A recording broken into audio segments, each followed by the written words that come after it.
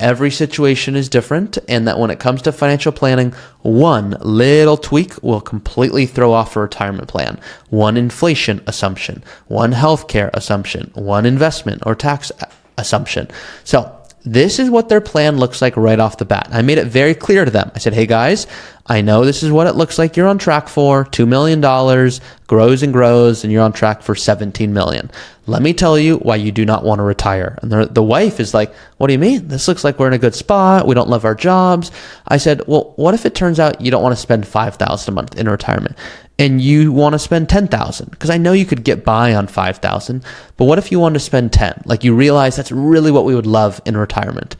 You guys would still be okay. There'd still be $7 million. It's not $16 million, but it's a lot of money.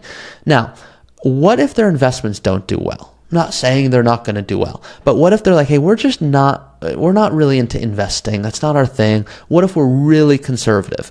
Well, all I did in the last 10 seconds was make a shift to how much they're spending, a significant shift, and I made a shift to their investments. So assuming their investments just are naturally more conservative.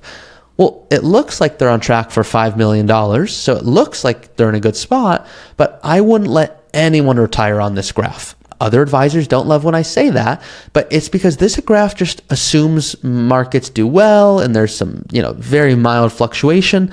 That's not real life. In real life, what I like to rely on is this chart right here. This is a withdrawal rate chart. This tells me how much income could come out of their portfolio to support their retirement. So the first thing that I see here, if this couple wanted to spend $10,000 a month instead of $5,000 a month, retire at 62 and 59, and they were just naturally unlucky and they were conservative investors, their withdrawal rate is starting off at about 8.27%. This is too high. So yeah, they're on track for $5 million, but I wouldn't give this person the green light to retire because their withdrawal rate, meaning what they're taking from their portfolio, it is too much. Now, here's the real risk. They retire early. They've got healthcare costs. They're doing a home remodel. They're buying a new car. They're traveling, all while markets go down. So that could really impact the rest of their retirement. It's a fancy way of calling it sequence of return risk, which is what if I retire and get unlucky? It's a big risk. So what you can see here is their withdrawal rate is decreasing over time. That's a good thing. So what that means is their portfolio is growing faster than what they're spending. But the bad news here is look at their withdrawal rate in their late 80s, 90s. It's in 2-3%, which is good. It means they're not going to run out of money. But most people that come to me would rather spend more when they have their energy and health, and then they're probably going to spend less later in life.